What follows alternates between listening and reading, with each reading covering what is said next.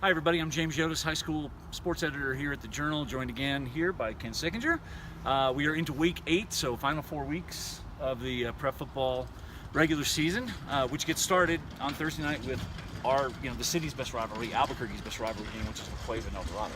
It is, and it's too bad that El Dorado's without their normal starting quarterback, but makes them a bit of a long shot this week. But nonetheless, these teams will get up for this game. They always do. Yeah, and both of us know the nature of these rivalry games in New Mexico. How many times have we seen a Mayfield-Cruces game go one way when we thought it was going to go the other, based on records or injuries? So with LaQuave and El Dorado, you can never tell, but Ken's right. Gabe Smith still out at quarterback, so Nick Petty, their backup quarterback, I think we're going to get our first real look at what this kid can do and what he's capable of.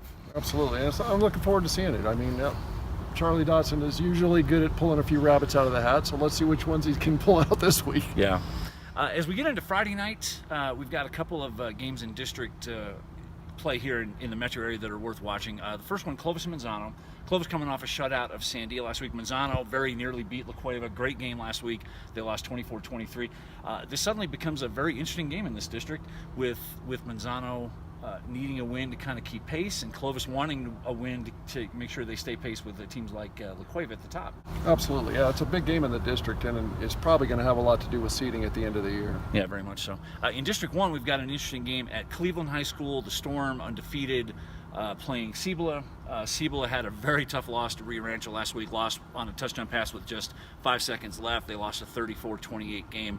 So Cibola coming into Cleveland. I thought Cibola's run defense was really good against Rio Rancho. Now, Cleveland has the best running back in the state. Supposedly, Dorian Lewis is okay and will play. We'll have to see. If he's even 80% healthy, that's still going to be a tough assignment for Cibola. It absolutely is. I mean, that's going to be a real test for that run defense, as you said. And Cibola's played so tough against everybody, but they might have a tall task this week, I think. Yeah, and I continue to point out the play of Marcus Steele, Cibola's quarterback, who's playing, frankly, at a level, I think, above just about every quarterback in the metro area. He is playing tremendous football. He continues to throw for 300-plus yards, multiple touchdowns every week. I'm very impressed with their set of receivers. I know this is a tough assignment this week, and Cibola doesn't even have to win this game, but I think if they show up and play well, I think it will say a lot for how far Cibola's come just this season. Absolutely. It'll be interesting to see how Cleveland's defense holds up against that passing attack, too. Yeah. We should mention in Class 5A this week, we've got a couple of really attractive non-district matchups. Some of these districts will be getting into their league play next week, but we've got Piedra Vista playing at Roswell, and we've got the big one, Goddard, playing at Santa Teresa. Santa Teresa is the only undefeated, untied team in 5A. Goddard is 5-0-1.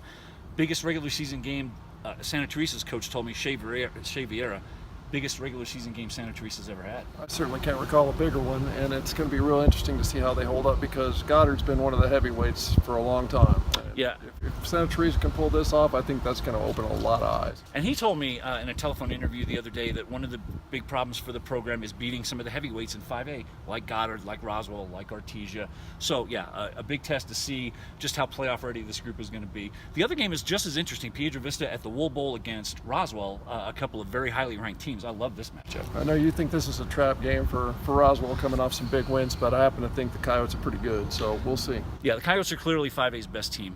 We've got a lot of teams on byes this week, so we'll get into some district play for teams like Hope Christian, Belen, Valley, Valencia, Los Lunas. They'll all start district play next week.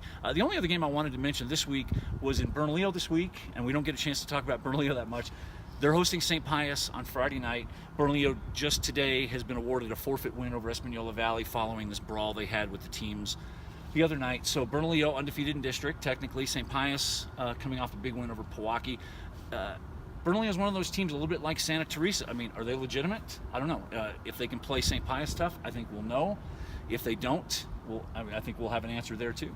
Yeah, I think that's a game that, I think for Bernalillo, it's bigger than it is for St. Pius.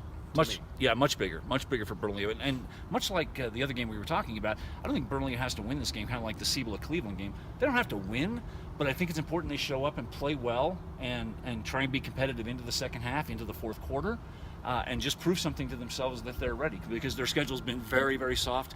They need to have a good showing in this game to prove, I think, to themselves and to others that they truly are playoff ready. Absolutely. Yeah. Anyway, so we've got kind of an abbreviated schedule. The only other game worth mentioning is Mayfield Centennial in District 3. Big game there. They're both undefeated in district. We'll talk more about that game next week. In the meantime, you can see our picks at abqjournal.com. You can pick up a copy of Thursday's Albuquerque Journal. So enjoy the games this weekend, and we'll see you in Week 9.